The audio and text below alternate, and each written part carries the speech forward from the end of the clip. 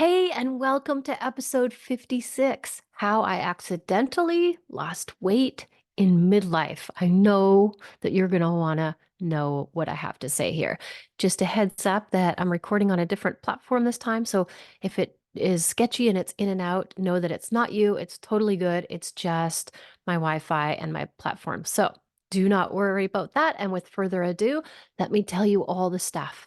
It was on my recent Eat, Pray, Love midlife travel adventures that this happened. So before I was traveling, I was in deep like with my body, meaning I had appreciation for all the things it could do, all the things that it allowed me to do, and all the things that I wanted to do or that I'm going to do.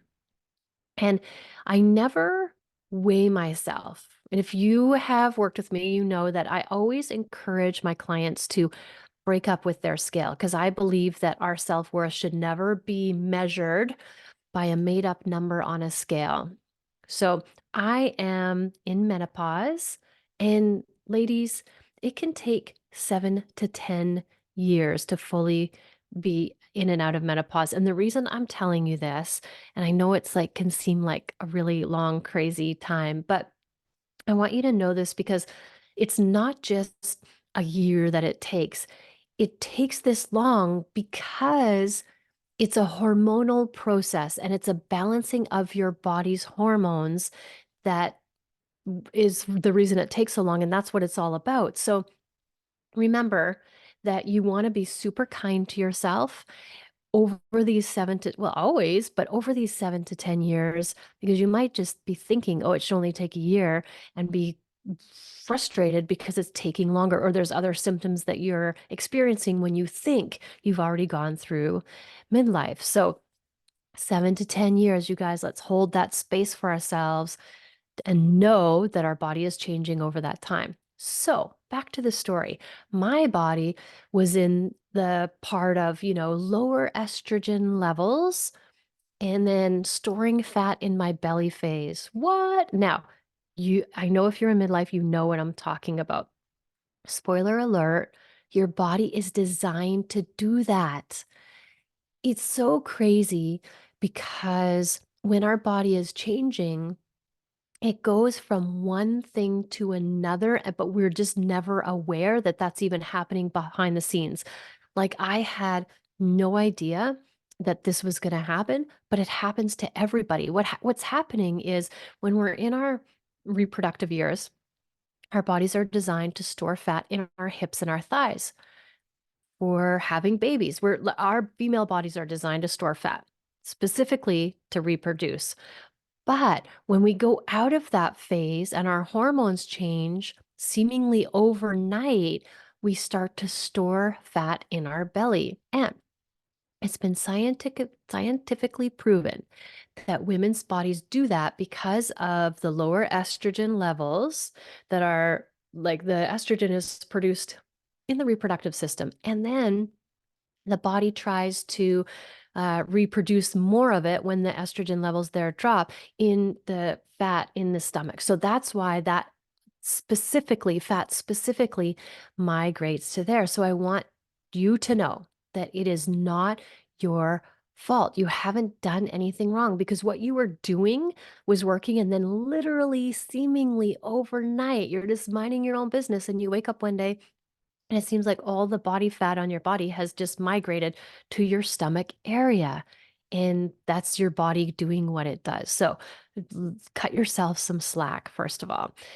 In the book, the best and the most important thing you can do is know that it's coming, like prepare for it and hold some kind, compassionate, loving space for yourself and for your body as it adapts and rebalances itself and figures it all out, because our body is nature. It's part of nature. And that's what nature is designed to do. Nature always creates balance. If you look outside of your body and the nature around you, it's always the yin and the yang, the balance and the flow, the ebb and the flow, balancing everything out. So you want to create a space for that to happen in your midlife body where you're being kind to yourself. This is really, really important. Your body will adapt to the new estrogen levels, and then you will have a new normal. But the body that you have then, it will be different than the body you had before that happened. It's just like when you went through puberty. It was a hormonal shift. Our body is regulated by hormones, and they're always ebbing and flowing and balancing and shifting. And when they do that, they're creating something different. So when we were in puberty, hormones changed, and then our physical body was different. When we were pregnant, in pregnancy, our hormones changed, our physical body changed, and then our body was different. And the same as after we're breastfeeding and all that, then our hormones change again, and we have a physical body different. We have a physically different body after that happens. So while I was traveling, my lifestyle changed, and all the things that I planned to fit into my schedule to stay healthy back at home just became part of my lifestyle while I was traveling. Like, let me just explain this one concept that will really make sense to you. It's like I was a personal trainer for a bazillion years, and I love to move my body. Like, it makes me feel so good to move my body, but I don't like to get in the gym and lift weights. That just doesn't work for me. So I like to play a sport or go for a hike or ride my bike. Like, I like doing that kind of thing. So I was making an effort to go to the gym and work out and do those types of things. And they're not my favorite thing to do, but I know that they're good for me. So my daily routine when I was traveling became do a beach walk. So I would get up first thing in the morning and I would get out and put my feet in the sand. And then I would surf. So this would depend, my day would depend on where I was, what country I was in, what beach I was on. It would depend on the tides. The tides are dependent on where you are, location, and the pull of the moon. And so this would change, my daily schedule would change, but for say one part where I loved surfing, like I was surfing every day, it was a morning surf because that's when the tide was at its lowest, which was great for Beginner Bay where I was surfing. So everything is regulated by the tide, and the tide is changing. And so my daily routine changed. But for the most part, I would get up in the morning earlier when I was surfing, if that's what the tide dictated, because I was there for it, because that's when the good waves were, and I'm getting up at whatever time in the morning to catch those waves. But on a normal day, if I wasn't surfing in the morning, I would still get up early because it's sunny and it's loud there. Everything is loud as soon as the sun comes up. And so I would get outside and move my body. I would walk the beach or surf. Then if I was surfing, I would eat before I well, I'll tell you that in a sec. I'll tell you my routine in a sec. So I would get up and I would walk the beach or surf, and then I would eat whole clean foods, and then I would work for the day in the middle of the day because it's super hot, and that's the best time to work because you can't be outside. And then I would go back to the beach, do a beach walk or a swim, watch the sunset, and eat whole clean foods. The best part is when I would go swimming, I would love to get out there because it just felt so good. But every single time I went swimming, I promise you, I knew this and I promised you it happened, that the ocean would throw a smackdown on me. Like, it's just so healing to go out into the ocean. And I knew, even though I knew that I was going to get a smackdown at some point, I still was excited to go, and I went and I received my smackdown. I took it like a woman, and then I would be better for it. But that ocean is just so fabulous. And as kind as it is, even in parts of the ocean where the waves weren't as big and scary, I would still get some sort of smackdown. Something was going to happen. But I love you, ocean. But I really, really, really love spending my time in the ocean. So what I would eat in a day. So if I was surfing, I would start with fruit because I need energy to catch those waves. Surfing takes a lot of effort. I'm not going to lie, especially because I'm not a good surfer. So it was more work for me just because of my technique. But getting out into the past the surf to catch the waves was so hard because you would just, depending which beach you're at, you'd just get pounded over and over again. And you're just trying to get out there and you got to go like around the surf to get there. So if you try to go through, the waves are going to break on you over and over again and throw you around. You get back on and you paddle, paddle, paddle, like paddle your little arms off until you get out past there. Or you go around, but sometimes it could be really far. So you got to paddle around and then come sneak in the back way. Either way, the whole point is it was a lot of work. So I needed energy for that. So I would have fruit. And I would have papaya, pineapple, and mini bananas, and they were all freaking amazing because they were grown right there. They were super fresh.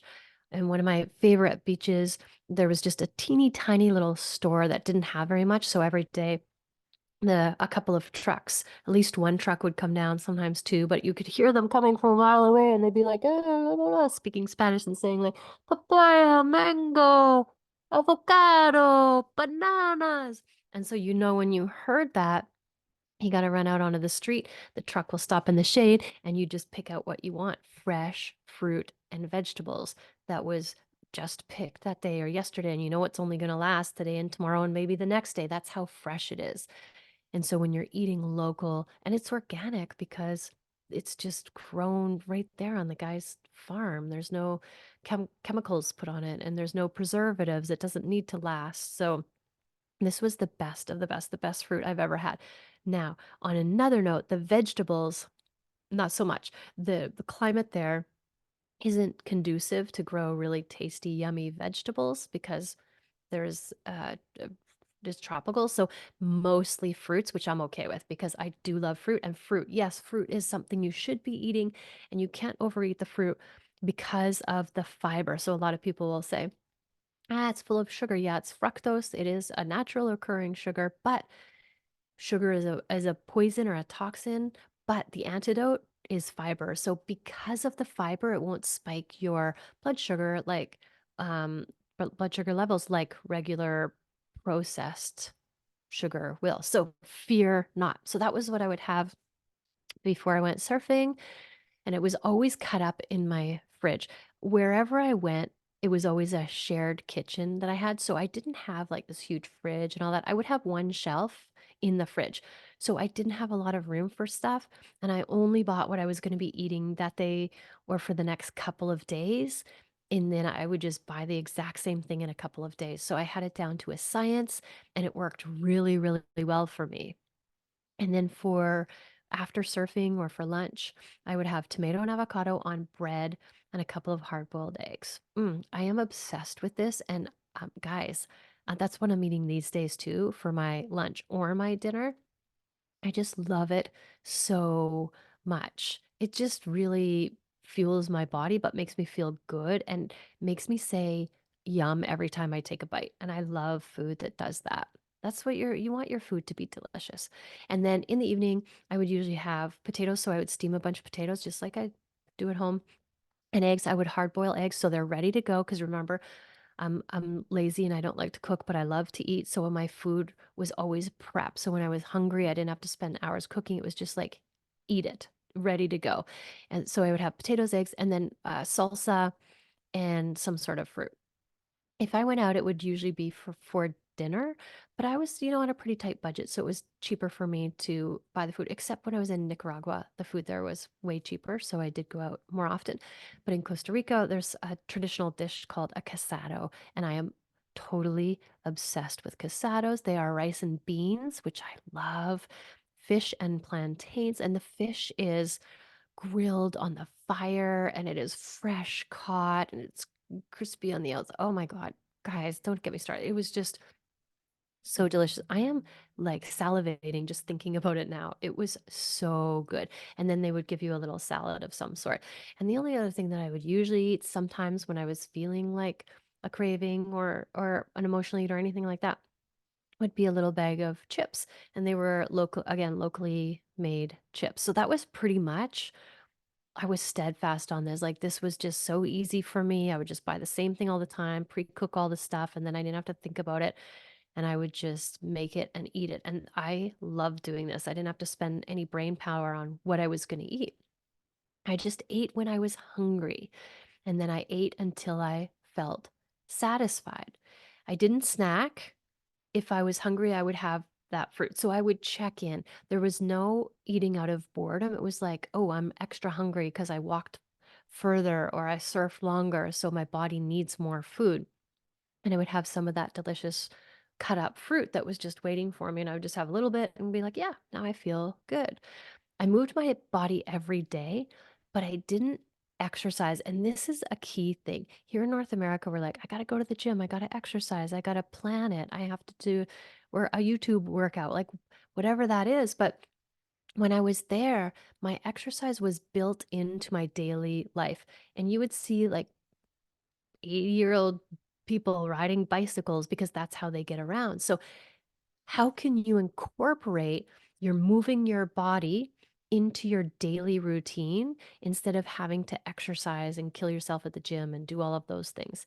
Can it be walking, like going for a walk with friends? Can it be walking to work? Can it be walking to school to pick up your kid? Like whatever that, I can't believe I just said that because we're talking to midlife women. You don't have to walk to school to pick up your kids anymore. Yes, ladies. Yes, those days are over.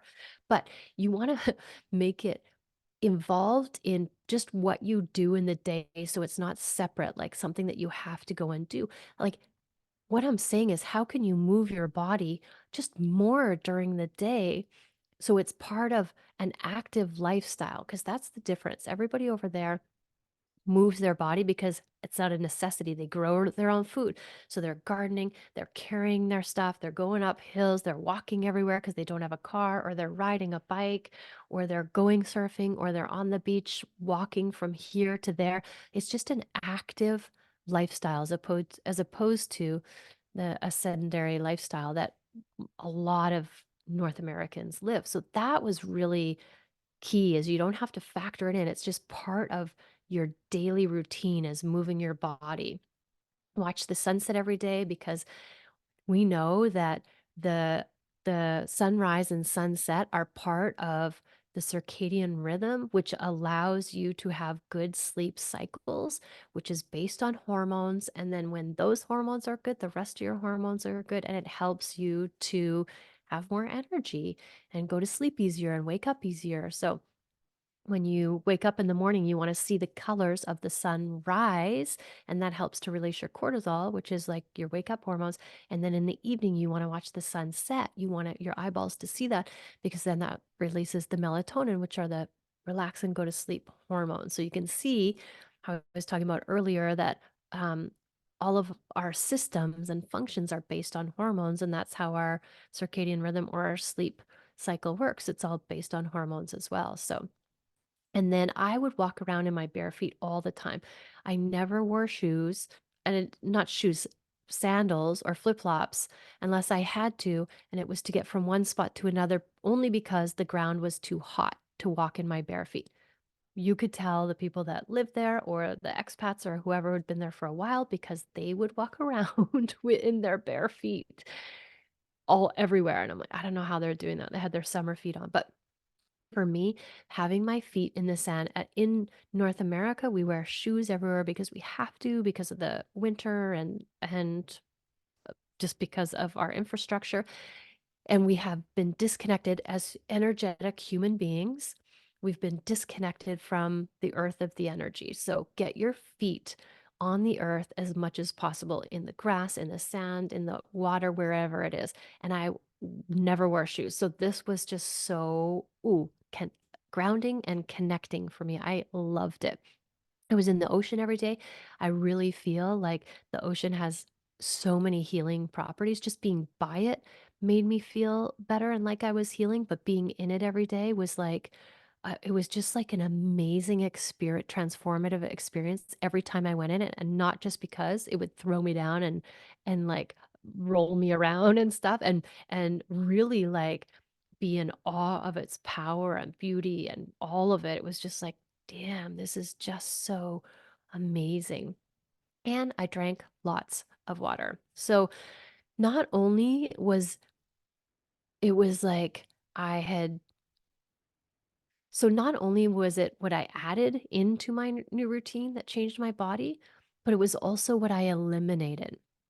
I eliminated like having to schedule exercise. I eliminated overeating. I'm a chronic overeater just because of the way I was raised with my mom loving to cook, and she showed her love through feeding. And so I would just eat, eat, eat because she's just like, eat more. I love you so much. Eat more.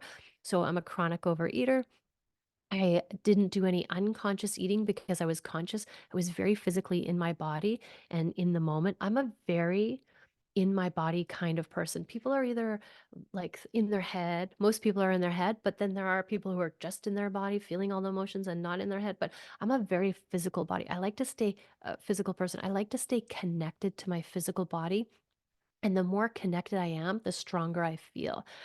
When I am in being connected to my body, I feel strength. I never want to feel skinny. I would never want to feel thin. I always want to feel strong. That's how I connect to my body and powerful and connected. So that's how I identify. And I'm always looking to nourish my body. I always see food as doing that, like feeding my cells so that I could go out and do all these awesome things that I want to do. So that's my perception of food and nourishment and connecting to my body. It's just very, very empowering. And so when I think about food, that's what I think about. I get excited. There's never lack, there's never restriction or a limitation because it's not a calorie thing. It's not a limitation thing. It's more, how can I get more vegetables? How can I get more fruits into my body? All based on nourishing my cells so my body can allow me to go surfing and walk on the beach and do all the things that I want to do. Live this big, awesome life. So I stopped overeating, I stopped unconscious eating, I stopped emotional eating, and I definitely stopped convenience eating. That's a huge one that in North America we do. It's just like sheer convenience. Something's here, so I'm going to eat it. I'm bored and I'm going to eat it. I noticed that when I've been doing my work, wondering about overeating or eating when I'm not hungry, like being disconnected from my body's hunger cues. When I sat down and did my work, I noticed that when I was sitting doing nothing, I had this feeling of being unproductive, and unproductive felt uncomfortable for me because I felt like I was being lazy. And so, in order to stop that feeling, I would eat something. And then when I was eating, I was feeling like I was at least doing something. And so that got rid of that feeling of being lazy or unproductive. And it's amazing. So now I've trained myself to be able to sit and not do anything and not feel unproductive. And if I feel that feeling, I can allow myself just to feel it. Now, that's some of the work that I do with my one-on-one client. This is huge because you can understand all the nuts and bolts of what to eat and what not to eat. But if you don't do your emotional processing, you'll only be able to live on willpower so long. And we don't want to be willpowering it. We want to be able to process emotions so that we don't emotionally eat, because that's one of the biggest reasons why people overeat and are overweight. It's all emotional eating. So we really want to know how to process our emotions. And then also, I didn't have that downtime, like sitting around doing nothing. I was always moving my body, physically moving my body. It didn't matter what I was doing, I was moving my body, which was amazing. And so I noticed that my body just slowly started to transform and the weight fell off. And now like I said, I don't weigh myself, but my jeans got skinny when I put my jeans on back home because I just was in a bathing suit and flip-flops my whole time. I noticed that my clothes fit differently. I felt more connected to my body. It just visually looked better for me because I could see the power of my body. So when I was losing this weight, I didn't notice it until it got to a certain point because it was just gradually over time. And then all of a sudden, when I got to that point, I was like, holy cow, I kind of dropped all of the extra puffiness, just puffiness. Because remember, I told you I was in deep like with my body. I didn't dislike it. I always have a deep respect for all the things that my body can do and allows me to do, like nothing but complete respect. but I was feeling so connected to my body. I just remember walking around all the time, all day, every day, thinking in my head, I feel so good. Like, damn, I feel so good. I just feel so good in my physical body. I was feeling so good.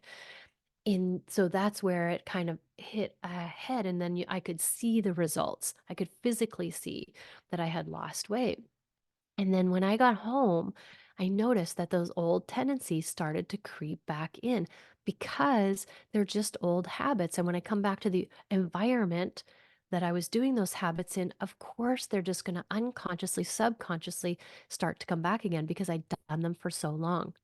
It's environmental subconsciousness, and I need to consciously change them if I want to change them. So I just want to create the new habits and do those more often than I do the old habits so that now the new habits become the old habits. But it has to be a conscious creation that I do because I just slowly slipped back into the old habits without even realizing it. And then I noticed my body start to change and I'm like, oh, look at that. That's interesting. That's when I became very aware of it. So I went from being in deep like to absolutely loving my body, feeling strong and connected. And it felt so good. It feels so good. I can't remember the last time I felt this way about my body, but I love it. And I'm prepared to keep it this way because it's such a good feeling. I want to walk around everywhere here at home and think, I feel so good because it affects everything when you're connected to your body, nourishing your body, fueling your body. It just radiates out from there. So, how do you do this?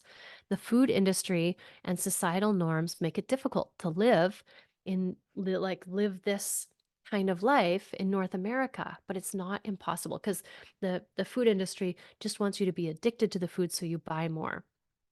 But what we want is for you to get back to listening to your body's cues, eating whole, clean foods that are locally grown and sourced, and only eating till you feel satisfied, eating when you feel hungry, but listening to those cues and dropping like the emotional eat and the convenience eat, the boredom eat, all of those things. The one thing that I noticed that came back the quickest was eating out of convenience because if I'm working and then I need a break, I go downstairs and I open my cupboard or my fridge and there's 100 things to choose from. And I didn't have that. And I'm not hungry. Like when I was traveling, I didn't have that. I'm not hungry when I'm looking at this. I'm just bored. I'm looking for something to do. I don't need to eat whatever I'm going to reach for, especially if it's in my cupboard, because that's not usually like a whole clean food, but it's convenience. It's there. So I want to start to change my surroundings, change my environment, what I'm in control of, and not have any of that stuff around. And then it's just not convenient. So convenience was a hard one for me, but I'm going to be working on that, right? So remember, it can be difficult, but it's not impossible. You get to consciously create the environment you want for your food and for your health and for your well-being. And don't let anything distract you. Everything is designed to distract you. And I'm saying don't fall for that. Be focused, be aware, be conscious. There's two things that I want to share with you that will be helpful. First of all, is the knowledge. First of all, knowing what to eat and when to eat and all that. That's the knowledge, and that's not hard. Whole, clean foods, get rid of all the processed stuff. If you only did that, you would see a huge change. And so most of us do know what to eat. Most of us do know what our body likes. No, most of us do know the good stuff that we should be eating. So this is where the second part comes into play, self-discipline. If we know what to do, but we're not doing it, it's because of self-discipline. The self-discipline is, what do we need to do every single day, even if it's just a small thing on our worst day, but what do we need to do every single day to get us to our big result down the road? And that's what happened when I was on vacation is I just did the same thing every day, every day, every day. And then I saw the results down the road. If I did this thing just once today, I wouldn't see the result. But if I did it for 3 months every single day, then after the 3 months, I saw the result. And that's what's possible for you is if every single day you show up and do that one little thing, and be consistent with it, that's the self-discipline, then you'll get to the results. So it's the knowledge of knowing what to do, which most of us have, but it's the self-discipline and the consistency that's the key that's going to really get you there. And if you apply these two things just to anything, you'll be successful. But if you apply it to your health and your eating and your wellness and nourishing your body and making your body strong and powerful and loving your body in midlife, anything is possible when you do this. And I know if I can do it, you can do it too. If you want help with this, I can help you. I love doing this. This is my passion. This is how I help my clients. So please book a free consult with me. We'll jump on a call and see what's going on for you and how you can create a midlife body and life that you fall deeply and madly in love with. I'll put the link in the show notes. Thank you for listening. Always, always, always love yourself first and have an amazing day.